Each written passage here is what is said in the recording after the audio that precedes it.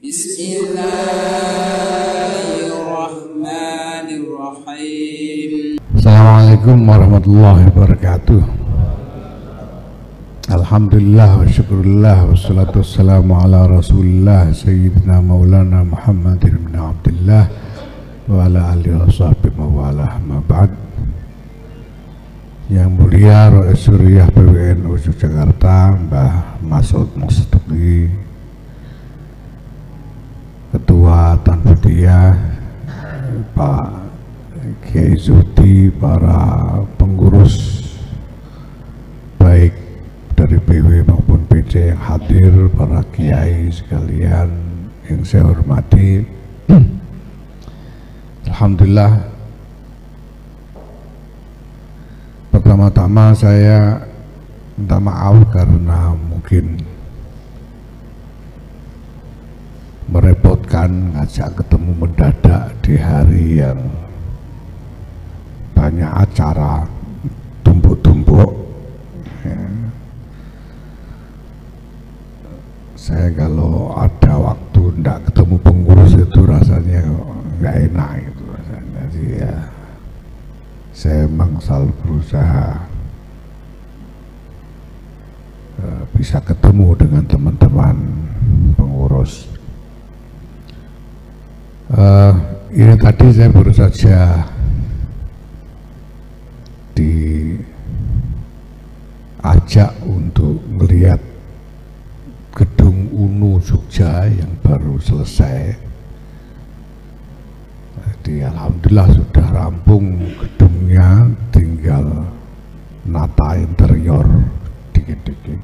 Tadi bareng dengan Mensesnek Pak Pratekno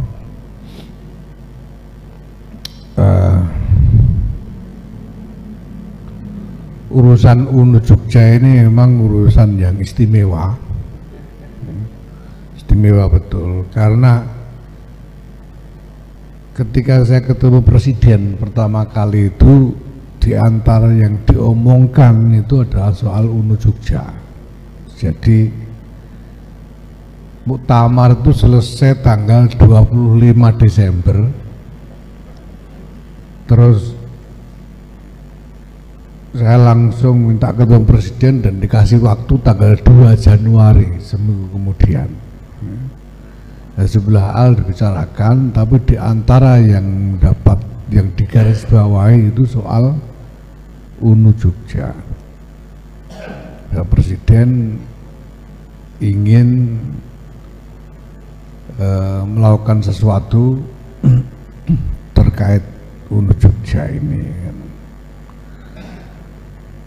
apa namanya ya,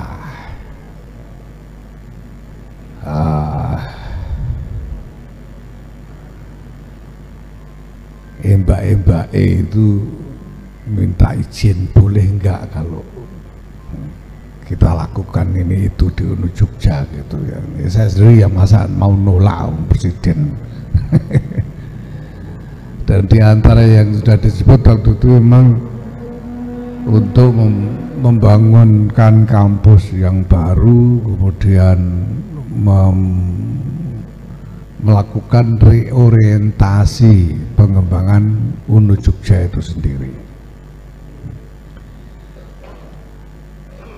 Nah, yang mendapatkan mandat untuk ngurusi itu langsung Pak Pratekno sendiri, Mas Pratek sendiri, langsung dikerjakan oleh Mas Pratek waktu itu, dengan pokoknya dengan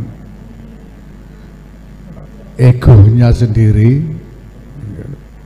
Tadi cerita itu awalnya itu nyari-nyari iuran dari teman-temannya, terus mengontrakkan rumah untuk tim awal dan seterusnya.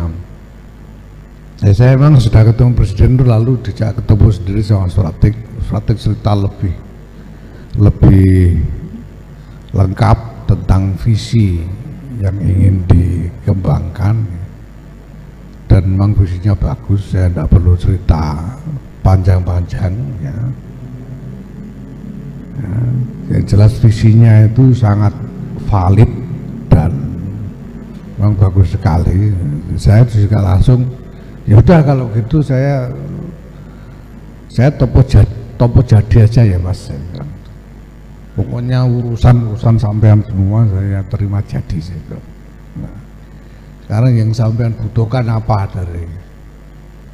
dari NU apa, dari PBNU yang saya butuhkan apa, seperti ini, oke saya jamin. Sudah saya waktu itu pokoknya pikir saya PWNU ini maksudnya orang manut suara yang gites kono ae penting. Nah untungnya kok yang jadi ketua kok lalu Kang Zudi ya, tambah enak Kang Zudi. Nanti dipoksa-poksa urusan penjelasan buri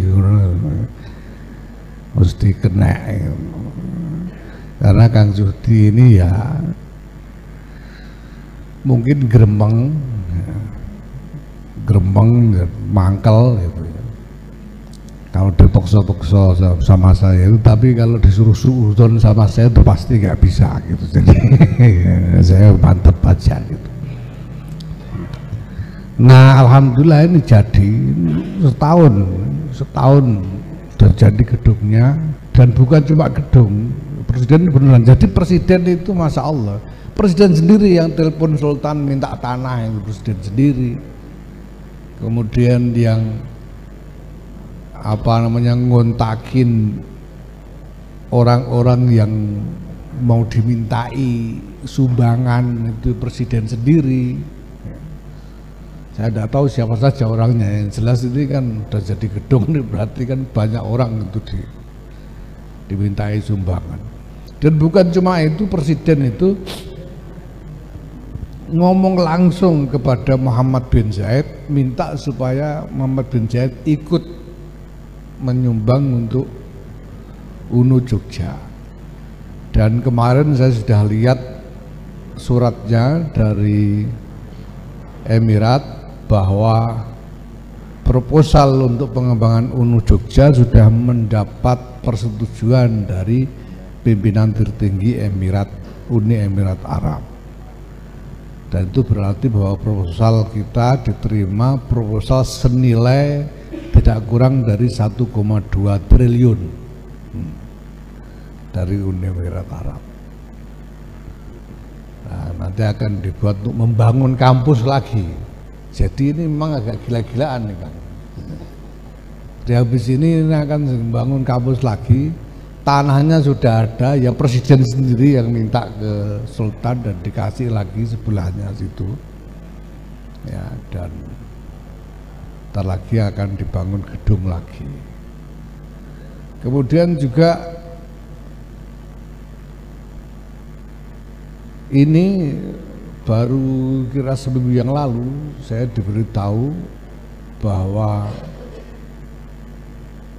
presiden itu juga punya gagasan untuk menghubungkan kita dengan pihak Cina untuk ikut untuk ikut andil dalam pengembangan UNU Jogja itu. Ya saya barang enak masa ndak setuju, ya setuju aja gitu. Habis itu lalu ada lagi dari Taiwan. Jadi macam-macam. Kalau UNU, kalau yang dari Emirat ini nanti sekolah studi-studi masa depan yang isinya itu bangsa urusan sains, teknologi, engineering, ya, permesinan ini itu, dan matematika, ya, dan IT, bangsa IT itulah. Ya. Itulah. Dari Cina ini nanti kemungkinan soal ini, khusus spesialis soal metalurgi. Kita tidak kembangkan, jadi studi tentang bangsa logam itulah, logam itu apa aja kena digopo dan seterusnya, pokoknya metalurgi itulah ya. Nah kemudian dari Taiwan nanti mungkin soal kedokteran, ya, kedokteran tapi khusus untuk yang menyangkut peremajaan fisik. bahasanya stem cell dan lain-lain urusan seperti itu. Jadi ya ini alhamdulillah Nahdlatul Ulama itu nanti akan punya mercusuar pendidikan tinggi, ya, punya perguruan tinggi akan menjadi mercusuar bukan hanya bagi Nahdlatul Ulama sendiri saja, tapi di lingkungan perguruan tinggi seluruh Indonesia, insya Allah, ya, insya Allah. Nah,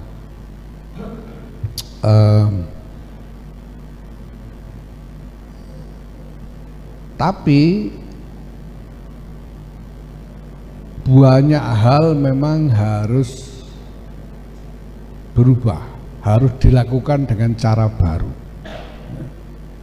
dengan cara berpikir baru dan cara kerja yang baru, yang mungkin selama ini belum pernah kita alami. Tadi saya ketemu dosen-dosennya, yang saya tahu kemarin-kemarin itu ya gerundel juga semua karena dipaksa gitu.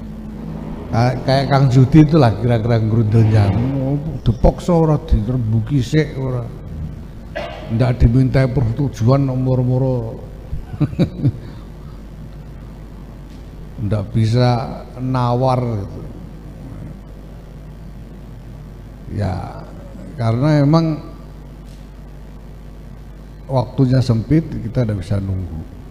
Nah, saya mohon doa restu saja. Pertama, saya mohon doa restu dari para kiai sekalian, mudah-mudahan ikhtiar ini nanti mencapai hasil, mencapai maksud-maksud baiknya, sungguh-sungguh menjadi manfaat yang barokah, ya. Bukan hanya untuk NU, tapi juga untuk masyarakat secara luas, ya. Yang kedua, ya saya mohon kesediaan, ya, untuk menerima hal-hal baru yang memang harus dijalankan dalam rangka mengembangkan ini. Nah, dalam hal ini bukan hanya soal UNU Jogja, ini sebetulnya sama cara berpikir UNU ini dengan yang dikembangkan oleh PBNU sekarang. PBNU sekarang ini juga mau memaksa, pokoknya kita harus bekerja dengan cara baru, tidak bisa tidak. Ya, jadi ya mohon maaf, nanti siap-siap ini termasuk dari cabang-cabang ini nanti PBNU ini akan banyak makso. Mohon maaf, PBNU ini akan banyak makso. Dan makso itu juga memang tidak mudah. Di lingkungan pengurus dan kantor PBNU sendiri saja di Jakarta itu aja tidak mudah. Maksa orang untuk mau bekerja dengan cara baru. Hari-hari ini saya sedang maksa kantor PBNU ini untuk bekerja secara digital. Pokoknya saya kasih deadline 2 minggu lagi, saya tidak mau lihat kertas. Semua harus pakai digital. Itu lama maksudnya itu, ya. Tapi kemarin saya tidak mau ditawar lagi, pokoknya sudah awas kalau 2 minggu lagi masih ada kertas datang ke sini, saya bilang dimaksa. Sudah ada itu platform digitalnya, sudah ada, tinggal make. Nah, sudah itu segera ya ini apa namanya, informasi awal PBNU akan segera maksa PW dan PC untuk juga ikut bekerja secara digital. Targetnya PW PC itu akhir Desember atau awal Januari sudah digital. Ini maksa betul, pokoknya orang swadui, pokoknya harus digital, ya. Itu yang kemarin saya maksud sebagai mencegat masa depan. Pokoknya ndak usah nunggu orang siap, bikin dulu, patok masa depannya itu bikin, dan kemudian paksa orang untuk berjalan ke situ. Nah, digital ini penting sekali ya, pengorganisasian secara digital ini penting sekali karena hanya dengan cara digital ini kita bisa mengorganisasikan NU ini secara terkonsolidasi dan koheren. NU yang segini banyaknya ini, dia tidak karu-karuan, begini banyaknya NU. Ini kalau harus ngontaki satu-satu itu sudah tidak keburu dengan pekerjaan yang harus dilakukan. Ini satu-satunya cara memang pakai platform digital. Supaya sekali kita luncurkan informasi semuanya dapat dan semuanya bisa mengerjakan. Ya. Nah, ini juga saya minta pertama doa restu supaya hasil, yang kedua saya minta kesiapan dari para pengurus semuanya untuk mengikuti ini. Gitu.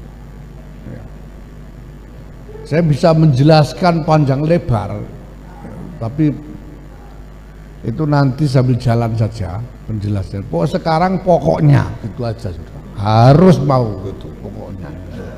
Itu dulu. Nanti penjelasannya sambil jalan. Gitu. Yang saya minta sudah sampean percaya saya saja. Tidak ada cara lain selain dengan cara ini. Ya.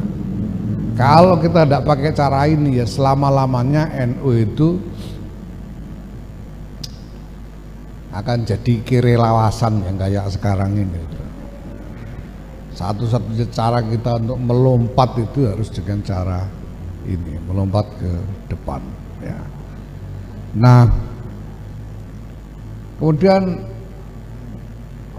kita juga hari-hari ini saya paksa juga supaya GKMNU itu sudah segera bisa ada kegiatan di tingkat desa. Ya. Saya kasih deadline sampai akhir minggu depan. Jadi minggu depan harus sudah ada kegiatan. Sekarang ini kita sudah punya satgas di 17.000 desa di 3 provinsi, Jawa Timur, Jawa Tengah, DIY. DIY sudah ada semua tuh ini satgasnya. Ya ini mohon maaf kemarin banyak gimana ini bikin satgas segala macam. Ini adalah cara saya makso gitu. Makso supaya ranting-ranting ini mau diajak kerja mengerjakan program ini. Karena saya juga tahu kondisi-kondisi ranting itu ndak merata.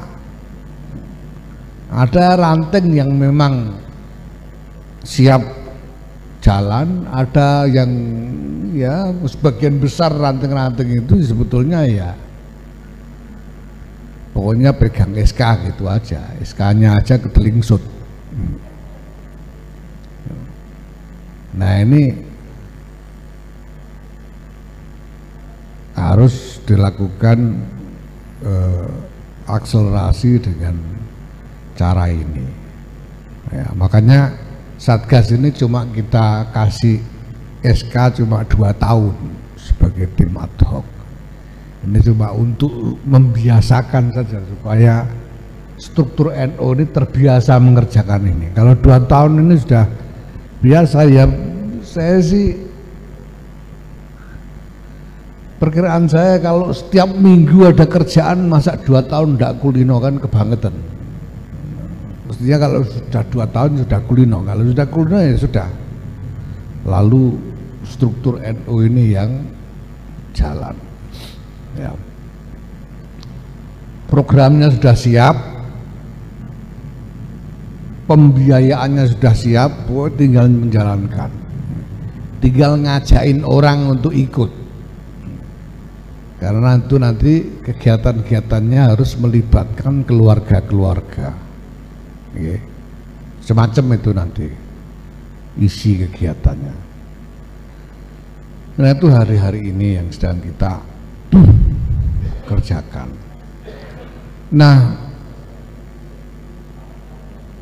secara keseluruhan gini loh yang saya pikirkan itu. Ini sebetulnya sudah lama saya pikirkan ya. Dulu kemarin sudah saya sempat singgung juga bahwa saya melihat fenomena NU ini bukan hanya besar tapi membesar betul. NU ini membesar ya,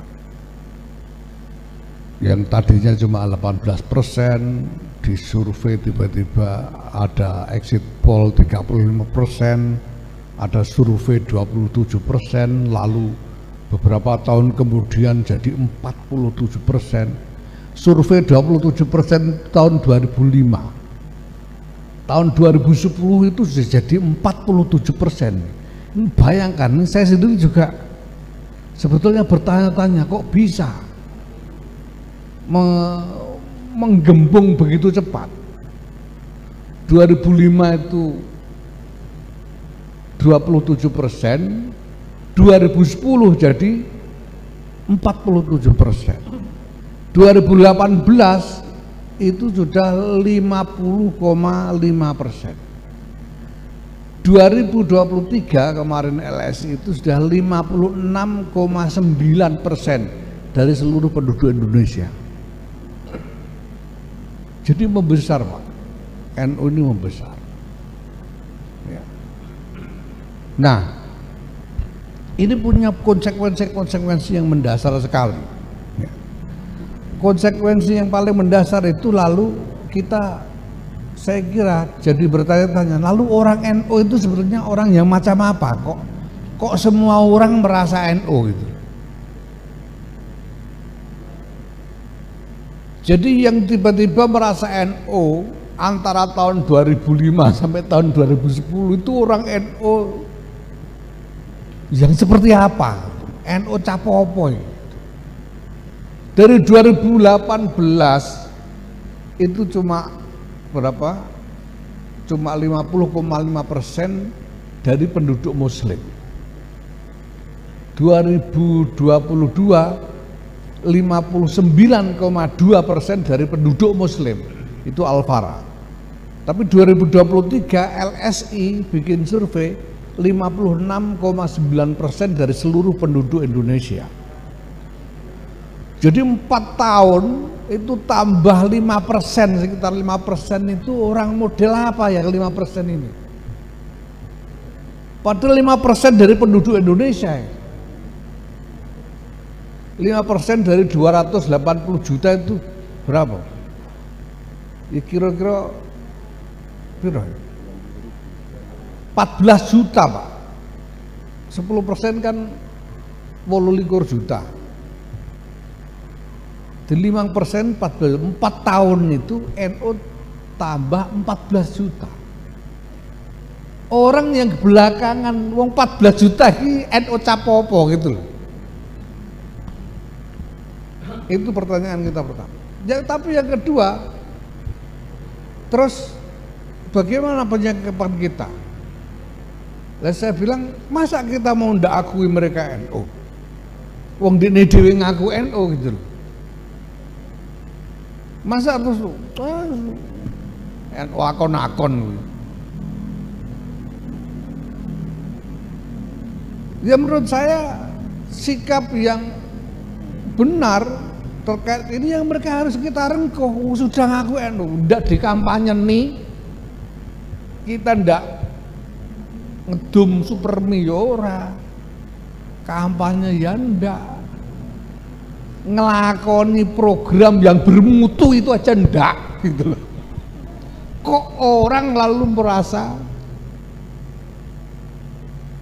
tertarik lalu ikut NU? Nah, begini nih masa lalu mau kita tolak, lalu kita usir, jangan ngaku-ngaku NU, bukan NU kalian. Iya enggak bisa begitu.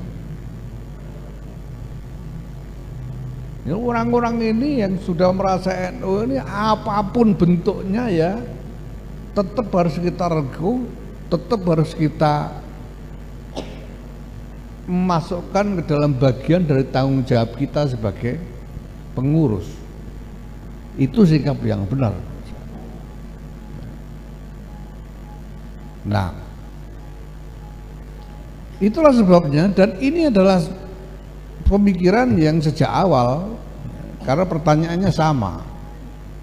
Kalau tahun 2010 47%, 2018 jadi 50,5%. Ini yang berkembang ini, tambahannya ini orang NU macam apa dan harus diapakan. Maka sejak awal saya menghindari sejak awal sekali, karena ini pemikiran yang memang sejak sebelum Muktamar sudah menjadi kesimpulan saya. Jangan sampai kita melakukan sesuatu yang membuat orang yang sudah merasa NU ini terus ora sido gitu loh. Wis rumangsa NU terus dadi ora sido, itu jangan sampai. Dia sudah merasa NU, lalu kita melakukan sesuatu yang membuat dia apa istilahnya, cegah terus ora sido NU. Kan jangan sampai. Kalau bisa kan dia nambah terus. Ya. Nah, maka saya hindari. Ya, pertama-tama misalnya saya menghindari pengkotaan partai. Karena partai itu yang pertama kali akan menggaris membuat garis batas identitas ke-NU-an itu. Ya, makanya mohon maaf kalau ini saya tahu ini banyak orang PKB, saya sendiri juga PKB ya. Ya, terang-terangan aja ini. Tapi saya tidak mau NU ini dikotak di PKB, tidak boleh, tidak boleh. Karena kalau dikotak begitu, lah ini yang lain gimana? Orang NU yang nyoblos PKB itu cuma 11%. Orang NU yang nyoblos PKB itu cuma 11%. Kalau yang kita akoni NU cuma yang PKB, sing 89% nasibnya piye gitu. Gitu loh. Makanya saya memang terang-terangan saya bongkar ini, pokoknya enggak harus PKB. Gitu. Kedua, saya menghindari kartanu yang absolut.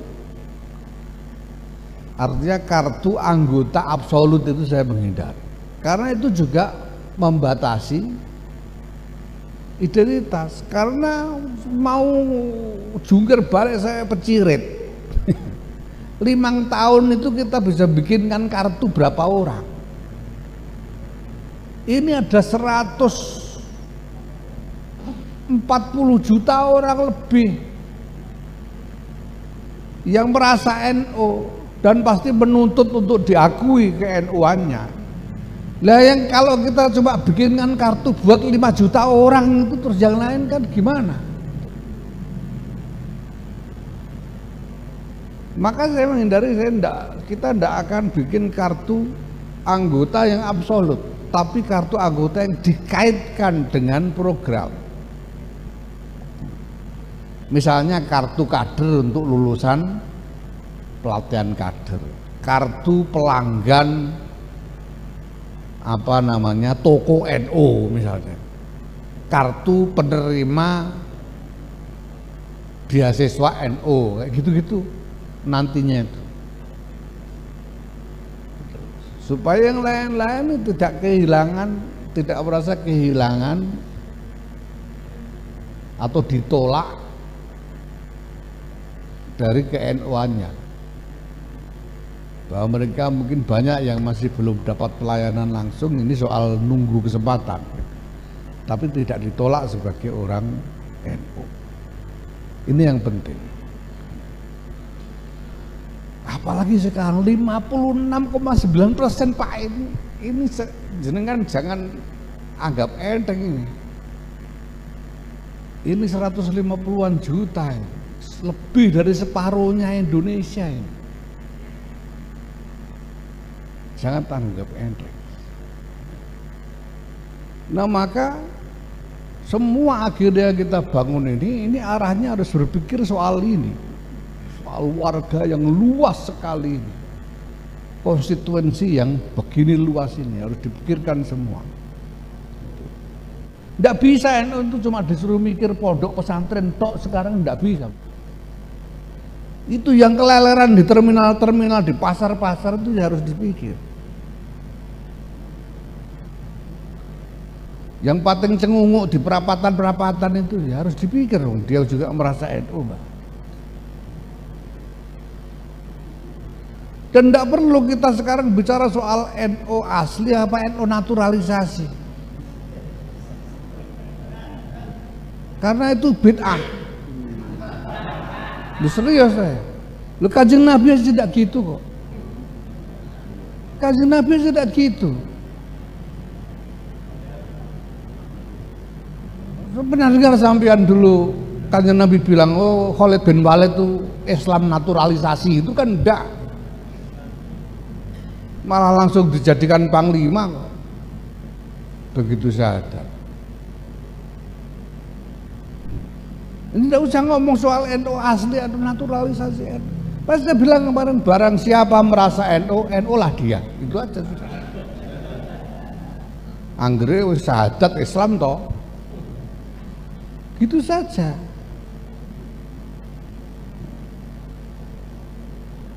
Ya perkara umpamane dia belum nglakoni syariat kaya santri, ya kan tanggung jawab kita ini. Supaya orang yang merasa NU ini lalu mau semakin banyak mengikuti syariat, kan gitu. Tapi bahwa dia NU ya ndak boleh ditolak toh. Itu. Nah, ini semua harus dipikirkan dengan cara ini, termasuk soal politik yang tadi, soal politik. Ya, pertama begini Pak, kita ini punya agenda sudah, yang agendanya itu jauh ke depan, yang kita harus ke sana ini. Kita sedang berjalan ke agenda yang titik akhirnya itu jauh ke depan. Ya, nah ketika kita jalan itu, apa boleh buat, kita harus melewati satu tempat namanya pemilu gitu. Di pemilu itu liwatan aja. Ya, pemilu itu lewatan saja. Bisa dipahami nih ya. Karena pemilu itu bukan tujuan. Pemilu itu bukan tempat pertarungan kita. Pemilu itu, ini tempat kita lewat aja gitu loh. Ya. Gitu loh. Maka juga ya saya menolak untuk membuat parameter kemenangan dengan kemenangan PKB naik gitu loh. Tidak bisa, bukan urusan kita PKB menang apa tidak menang. Pemilu itu pertarungannya PKB dan partai-partai lain. NU bukan, kita bukan bagian dari pertarungan itu. Kita cuma mau lewat aja. Bisa dimengerti ya? Sudah mengerti? Karena ini akibatnya luas. Kalau kita dipaksa-paksa suruh pokoknya harus PKB. Sudah berapa lama PKB itu mengklaim NU itu sudah berapa lama? Kan bukan cuma kemarin Pak. Bukan cuma beberapa hari yang lalu, bukan cuma setahun ini. Sejak 1998 saya juga ikut mendirikan. PKB itu sudah mengklaim NU. Nyatanya yang mau nyoblos PKB hari ini cuma 11%. Lagi kita tuh mau maksa orang nyoblos PKB pakai cara apa lagi? Ya ini itu sudah NU PKB dapatnya cuma segitu. Lagi kalau kita masih ngotot mau maksa-maksa orang kan namanya lalu mengecilkan NU. Gitu loh. Ya. Ini bukan karena saya sentimen saya PKB, gimana mungkin loh saya ikut mendirikan. Jadi soal ini. Nah, maka sekali lagi kita coba lewat ini. Nah, lewat ini lalu apa yang menjadi concern kita, menjadi perhatian kita ketika kita lewat ini loh. Apa yang harus menjadi pemikiran kita ketika kita melewati momentum pemilu. Nah, Pak, karena 56,9% warga Indonesia ini merasa NU, mengaku NU, ya, maka kita harus memikirkan nasib mereka semua, tidak hanya memikirkan apa yang enak buat diri kita di lingkungan kecil ini saja, ya. Nah, itu berarti bahwa kita harus berpikir apa yang paling maslahat untuk konstituensi yang sedemikian luas ini. Bukan cuma apa yang paling menguntungkan buat pengurus NU atau buat organisasi NU saja.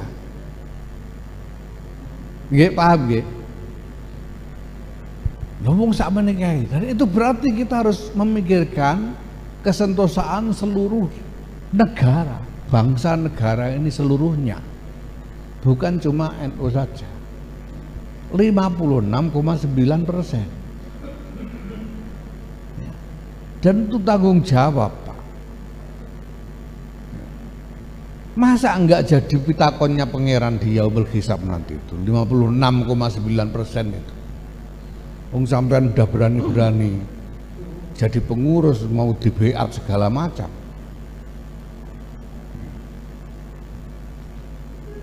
Ini kan harus di. Nah, bahwa ada orang-orang yang nekat membatalkan BA-nya itu urusan masing-masing. Tapi kita ini dari BA sudah berani jadi pengurus. Ini tanggung jawab kita. Masa kita jadi pitakon Yaumul Hisab betul digubah 56,9% ini. Yang kita sudah berani-berani menjadi pengurusnya. Ini harus kita pikirkan negara. Maka kesimpulan saya Bapak sekalian, pertama-tama yang menjadi concern kita adalah bagaimana supaya negara ini tetap stabil, tidak terjadi gangguan yang menimbulkan instabilitas. Ini harus kita jaga betul. Oke. Karena begitu ada ketidakstabilan ini, kita tidak bisa meramal apa yang menjadi akibatnya.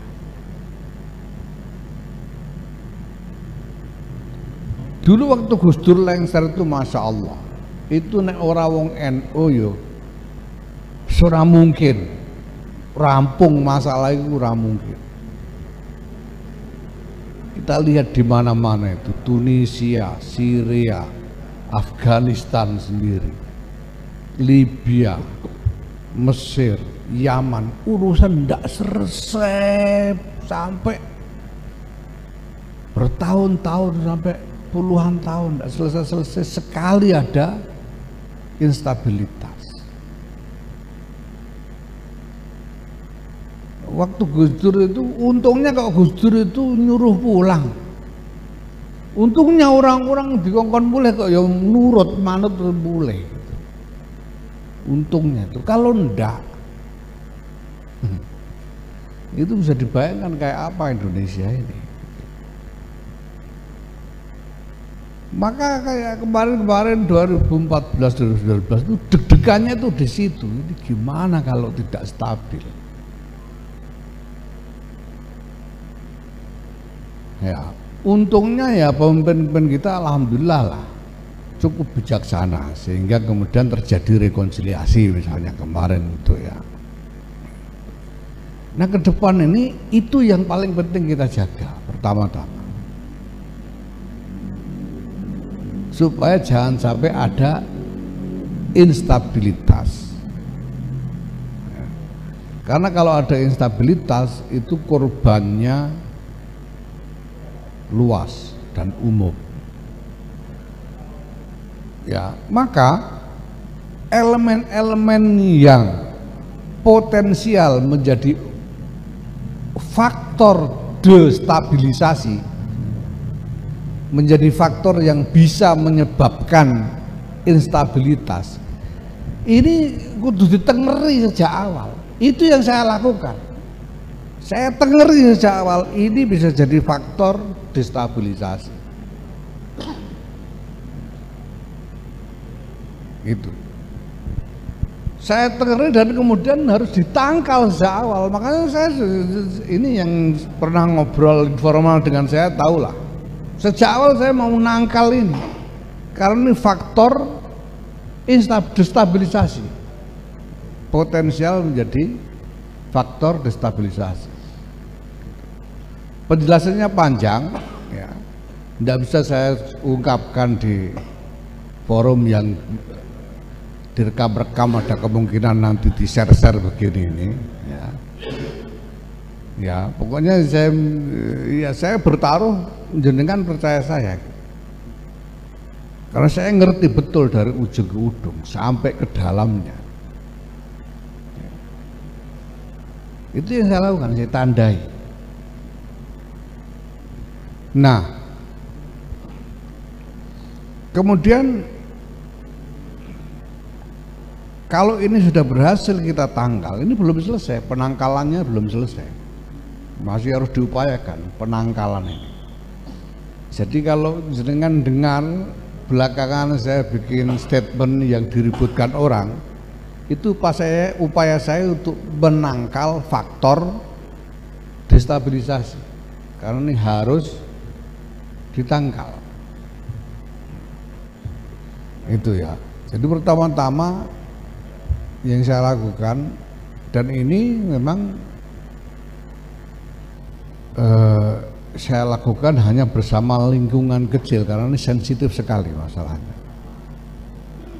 Saya lakukan bersama lingkungan kecil di PBNU, tapi kami berusaha untuk melakukan upaya penangkalan di semua simpul. Jadi sejak awal saya tandai, lalu saya peringatkan semua orang. Ya. Kalau ngeyel ya saya bentak beneran gitu. Pokoknya karena ini taruhannya terlalu besar untuk negara, bukan untuk NU. Kalau NU itu Pak, sudahlah, NU itu tidak akan terlalu nggak enak, itu tidak akan gitu. Sampai itu sudah pernah presidennya Gus Dur, ya NU-nya seperti apa keadaannya? Ya enak-enak bener juga enggak. Sampai jeglek jadi enak luar biasa ya enggak toh. Habis itu presidennya Megawati, ya lalu bukan kok terus apes nemen gitu juga enggak. Habis itu presidennya SBY sama JK. Ya memangnya kita lalu kebagian apa yang besar-besaran? Enggak juga.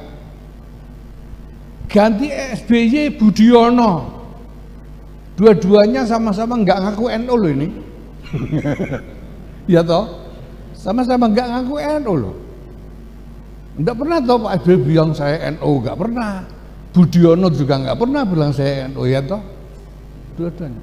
Terus kita ini memangnya rugi apa coba? Ya kan ya enggak gitu-gitu amat gitu loh. Biasa aja.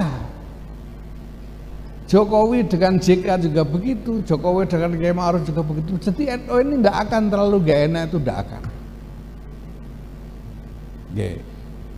Jadi ini bukan soal taruhan, wah ini orang kasil menang presiden ini mau diar, tidak begitu, tidak, sudah pasti tidak akan terlalu tidak enak, biasa-biasa aja.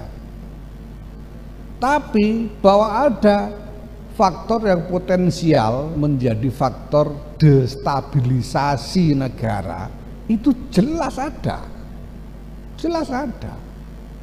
HTI itu real sebagai gerakan, walaupun sudah dinyatakan ilegal, sebagai gerakan real masih ada. FPI itu juga real sebagai gerakan, walaupun sudah dibubarkan. Real semua ini, Pak. Bahkan partai yang resmi aja masih. Ya, ini semua faktor destabilisasi. Kenapa faktor destabilisasi? Karena aspirasinya itu ingin meninggalkan negara proklamasi, terang-terangan saya. Ini yang saya omongkan. Jadi saya ngerti kok ideologinya apa. Ya mau NKRI, tapi bukan NKRI yang kemarin diproklamasikan itu, NKRI yang lain gitu loh maunya. Ini jelas faktor destabilisasi. Mau mengerjakan dengan strategi diam-diam atau strategi terang-terangan, itu pasti akan menjadi faktor destabilisasi, karena yang diincar itu hal yang sangat mendasar bagi keseluruhan bangunan bangsa dan negara ini. Oke? Pokoknya itu, jangan sampai terjadi destabilisasi, jangan sampai terjadi keadaan tidak stabil. Nah ini sekarang yang sedang kita upayakan, menangkal faktor-faktor destabilisasi. Nah kalau sudah ini ditangkal, lalu milih yang mana? Terang-terangannya kan gitu, milih yang mana? Nah gini persoalannya, ini diketahui, sudah tahu kita kalau banyak orang mendekati sendiri PW, ya, datangi pihaknya Prabowo, datangi pihaknya Ganjar, kita juga tahu. Dan bukan hanya Jogja yang begini ini, tempat-tempat lain, termasuk kiai-kiai, itu. Nah persoalannya begini Pak, persoalannya begini, kenapa kemarin itu ada dan sampai hari ini, kemarin hari ini itu yang berkembang itu siapa calon presiden yang paling NU? Kenapa? Kenapa orang berpikir begitu? Ya, sampai jadi talk show di televisi segala macam kemarin. Kenapa? Persis karena 56,9% itu Pak. Karena ini 56,9%, ya. Nah cuma praktek yang terjadi selama ini, NU itu cuma dipinjam simbolnya, ya. NU itu cuma dipinjam simbolnya, habis itu dikerjain sendiri warganya, gitu loh. Paham maksudnya? Saya tanya. Sampean 2019 kemarin itu calon wakil presidennya Rois Amin, ndak bahan-bahan itu. Sampean ikut operasi enggak untuk mobilisasi suara sebagai pengurus? Ya. Seberapa porsi pekerjaan mobilisasi suara yang sampean lakukan sebagai pengurus itu?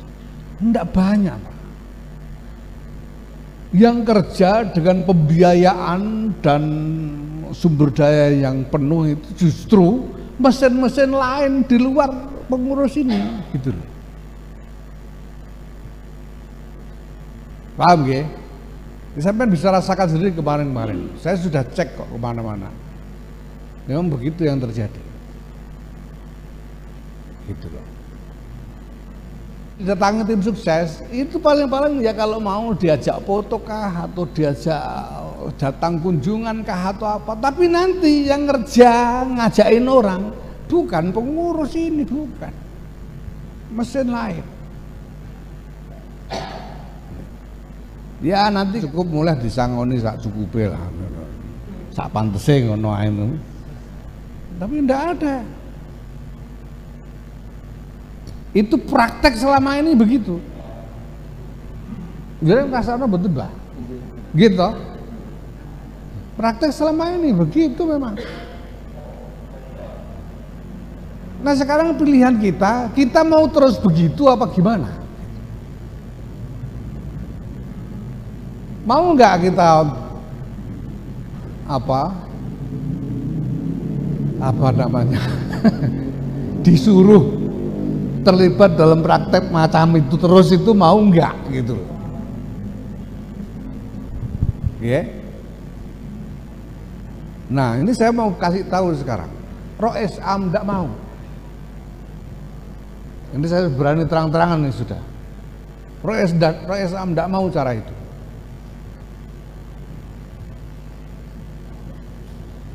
Yang dimaui Rois Am itu kalau mau ya mari berembuk. Berembuk itu bukan soal trade off, bukan soal kamu kalau mau dukungan bayar berapa, kan enggak begitu Pak. Wong ini NU. Ya bicara apa platformnya, apa visinya, apa kebijakannya ke depan, kan bicara begitu Pak. Itu yang dimaui oleh Rois Am. Makanya Rois Am itu bolak-balik, saya sendiri agak mir-mir awal-awal itu. Tapi sekarang apa boleh buat sudah. Rois Am itu bolak-balik bilang satu komando, jangan buka lapak sendiri-sendiri, kan gitu. Iya toh? Kenapa? Karena Rois Am tidak mau NU dikerjakan dengan cara kayak tadi itu, tidak mau. Kalau memang butuh dengan NU ya mari bicara hal-hal strategis sejak awal. Itu yang dikehendaki oleh Rois Am. Nah baru bisa begitu kalau seluruh jajaran NU ini mau kompak. Itu yang dimau oleh Rois Am. Nah apakah ini kemudian membuat NU ikut berpolitik praktis atau tidak? Kita akan jaga supaya tidak terjadi keterlibatan yang sifatnya langsung di dalam politik praktis. Kita akan bekerja pada dataran politik substansial. Tapi untuk politik substansial itu pun dibutuhkan kekuatan untuk melakukan tawar-menawar terkait kebijakan-kebijakan dengan pihak-pihak politik yang ada. Ngaten. Nggih. Itu yang dimau Rois Am. Lah maka yang saya bisa lakukan sekarang tinggal saya mengajak Bapak semua jajaran pengurus ini ya untuk dereke apa yang menjadi pemikiran dari Rois Am ini. Tadinya saya pikir ya pokoknya kita ndak ikut-ikut lah gitu. Yang penting kita ndak ikut kompetisi, kita ndak mau tahu. Tapi Rois Am mau melangkah lebih jauh dengan melakukan konsolidasi. Kalau memang ya menganggap perlu dukungan dari NU. Kalau enggak ya enggak apa-apa gitu. Kalau enggak apa-apa silahkan. Kalau memang butuh dukungan dari NU lah ya. Kita bicara di tataran substansial. Nah Dalam hal ini kita juga perlu rasional, Pak, karena kemarin juga sudah disurvei di Jawa Timur, khususnya itu sudah disurvei. Di Jawa Timur itu orang NU tok ini yang disurvei ini, bukan seluruh Jawa Timur ya, tapi yang orang NU yang kira-kira 70% di Jawa Timur itu orang NU-nya 70%. Di kalangan orang NU yang 70% ini yang menganggap penting rekomendasi dari kiai-kiai NU, menganggap penting rekomendasi dari kiai-kiai NU itu 63%. Nganggep penting rekomendasi kiai-kiai NU itu penting, itu 63%. Mereka akan perhatikan. Tapi yang secara mutlak mau mengikuti rekomendasi kiai-kiai NU tanpa reserve, ya, pokoknya kalau kiai NU bilang A, dia enggak mikir lagi ikut A, itu cuma 39%. Ya. Jadi yang 24%, itu yang mau dengerin, tapi untuk pikir-pikir saja, pikir-pikir cocok ora, nek cocok yo melu, nek ora yo ora apa-apa gitu, kira-kira gitu. Yang 24%. Kalau yang 39% pokoknya melu kiai NU. Ini yang rasional. Yang kedua, kita harus taat asas. Kalaupun nanti ada sesuatu yang dilakukan, yaitu tidak boleh atas nama lembaga. Itu, jadi tidak boleh, taat asas itu tidak boleh melibatkan lembaga. Itu caranya. Ya ini bisa kita kelola, kita bisa kelola. Tapi sekarang saya ingin beritahu saja bahwa Rois Am tidak mau cara kerja terkait dengan politik itu seperti yang lalu-lalu, yang NU cuma dipinjam simbolnya, habis itu dikerjakan sendiri oleh orang lain. Itu Rois Am tidak mau. Makanya Rois Am minta supaya kita berkonsolidasi, ya, menunggu apa yang menjadi belait dari beliau, ya, dan itu tadi jangan buka lapak sendiri-sendiri, gitu Pak. Itu permintaan Rois Am. Permintaan Rois Am. Nah, maka ya sekarang saya kira jadi kan tahu kan yang saya tangkal yang mana kan tahu ya, sudah tahu lah. Masa orang ngerti NU ya ini orang ngerti cara gedemane wong NU ini. Pasti sudah tahu. Nah sekarang selebihnya apa? Ya nunggu wong Rois Am belum kersa dawuh. Tapi apapun dari semua ini, dalam seluruh dinamika ini, pertama-tama kita harus jaga jangan sampai terjadi ketidakstabilan keadaan. Ini harus selamat sampai ganti pemerintah, itu harus selamat. Harus aman terus sampai ganti pemerintah dan seterusnya. Itu yang pertama-tama harus kita upayakan, ya. Nah, saya kira ini Bapak sekalian, para kiai, ya memang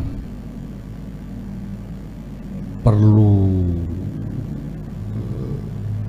kerja lebih untuk mengawal agenda-agenda kita ini, Karena itu ya pokoknya saya jalani betul, mulai dari daerah-daerah yang menjadi basis dan memang paling diincar orang, yaitu Jawa Tengah, Jawa Timur, DIY. Ini saya mulai dulu. Jawa Timur saya sudah selesai, saya sudah ketemu semua MWC se-Jawa Timur, 8 kali pertemuan.